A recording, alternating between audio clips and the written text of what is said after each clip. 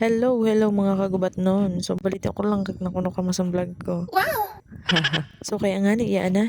Kana na imada na. So paeskwelahan na nga ni kami. Oh, sa naghapot palan kung sino yung nakaupod ko na bata. Ops, pamangkin ko ya. Kaya di na po maghapon na kay permi kami sini magkasakay. Kaya mao talaga ng permi ko kachismisan. So si Papa talaga ang nagtagahatod sundo kanina sa school.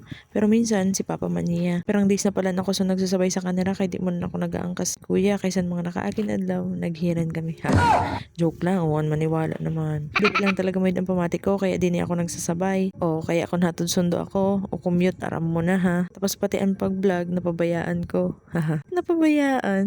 Sa totoo lang nahugak na talaga ako maghimo mini vlogs kay pag hunako wala nag-iimo dun wala naruruyag. Haha. Mayon man ngayon. Kaya mas ruyag ako. Shoutout ngayon din ni kan Idol Gilbert Estribillo na nasakayan ko pa uli kanina.